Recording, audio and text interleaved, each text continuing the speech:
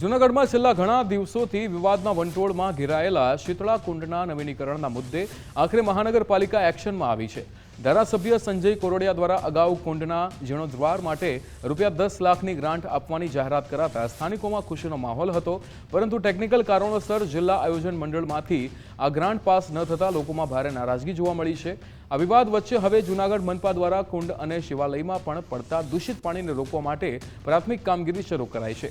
મનપાના જણાવ્યા અનુસાર પ્રાથમિક કામગીરી પૂર્ણ થયા બાદ વર્ષ 2026-27ની ગ્રાન્ટમાંથી મનપા અને લોક ભાગીદારી હેઠળ 70-20-10ની ખાસ યોજના અંતર્ગત શીતળા કુંડના સંપૂર્ણ નવીનીકરણની પ્રક્રિયા હાથ ધરવામાં આવશે।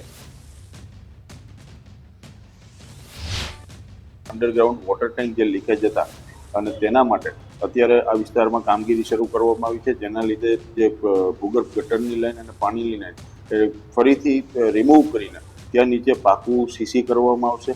આ સીસી કર્યા બાદ ફરીથી ગટર અને પાણીની લાઈન નાખવામાં આવશે, જેથી ભવિષ્યમાં પણ કોઈના પાણીના ટાંકા કે લીકેજ થાય તો અંદર નીલકંઠ મહાદેવજીના મંદિર ઉપર પાણી ન પડે, ને તે કામગીરી મહાનગરપાલિકા દ્વારા 2 દિવસથી શરૂ કરવામાં આવેલ છે। 2025-26ની ગ્રાન્ટમાંથી દરેક કોર્પોરેટરશ્રીઓ પાસે કામોની માગણી કરવામાં આવેલ હતી, તેને ધ્યાને લઈને શીતળા કુંડના રિસ્ટોરેશન માટે ધારાસભ્યશ્રી પાસે ગ્રાન્ટની માગણી અમારા 4 કોર્પોરેટર દ્વારા કરેલી હતી। તેના આધારે ધારાસભ્યશ્રીએ ₹10 લાખની ગ્રાન્ટ શીતળા કુંડના ડેવલપમેન્ટ માટે ફાળવેલ હતી। શીતળા કુંડ મંદિરની અંદર જે મહાદેવ ઉપર પાણી પડે છે એના માટે અમે આજે અમારો 6થો દિવસ છે ઉપવાસનો।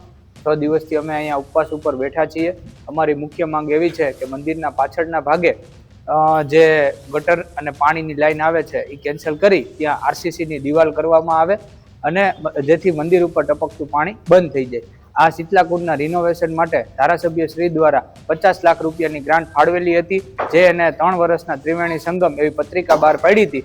એની અંદર એને દર્શાવેલ હતું કે આ શીતળા કુંડનું ફેઝ 1 અને ફેઝ 2નું કામગીરી ચાલુ છે, પણ હકીકતમાં અહીંયા કોઈ પણ જાતની કામગીરી થઈ નથી।